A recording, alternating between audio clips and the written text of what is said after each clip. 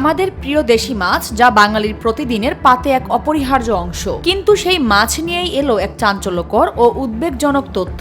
বাংলাদেশের অন্যতম গুরুত্বপূর্ণ জলাভূমি আড়িয়াল বিলের দেশি ছোট মাছে মিলল মারাত্মক মাইক্রোপ্লাস্টিক বা অতি ক্ষুদ্র প্লাস্টিক কণা। বাংলাদেশ কৃষি বিশ্ববিদ্যালয়ের একদল গবেষকের সাম্প্রতিক গবেষণায় উঠে এসেছে এই চিত্র।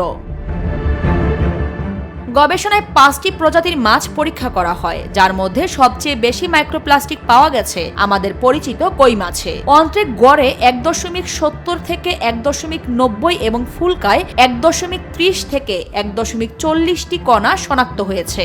সর্বভুক স্বভাবের কারণে কই মাছের মাংসপেশি, অন্ত্র এবং ফুলকা সব জায়গাতেই মিলছে প্লাস্টিক কণা।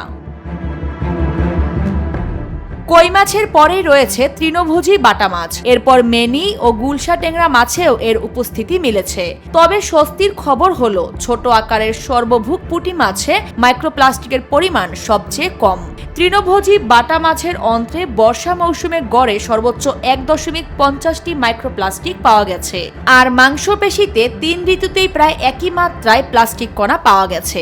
নান্দিনা বা মেনি মাছের অন্ত্রে শীত ও শুষ্ক মৌসুমে তুলনামূলক বেশি প্লাস্টিক কণা পাওয়া গেছে। তবে মাংসপেশিতে এর মাত্রা ছিল 0.60 থেকে 0.70টির মধ্যে। একই ধরনের চিত্র দেখা গেছে গুলশা ট্যাংরাতেও। এ মাছের অন্ত্রে শীত মৌসুমে সর্বোচ্চ 1.30টি কণা পাওয়া গেছে, আর মাংসপেশিতে পাওয়া গেছে 0.50 থেকে 0.80টি প্লাস্টিক কণা। অন্যদিকে ছোট আকারের সর্বভুক পুঁটি মাছে সবচেয়ে কম মাইক্রোপ্লাস্টিক শনাক্ত হয়েছে। এর মাংসপেশিতে মাত্র 0.50 থেকে 0.51টি কণা পাওয়া গেছে।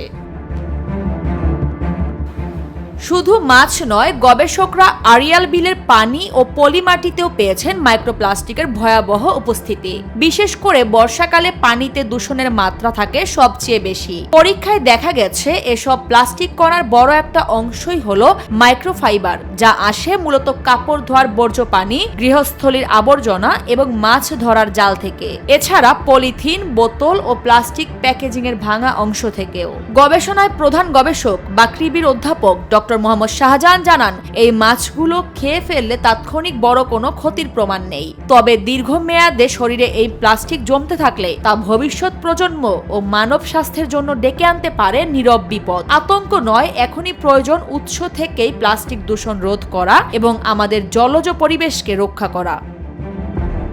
আরিফা পুষ্প, নিরপেক্ষ। নিরপেক্ষ, সত্য প্রকাশে আপোষহীন।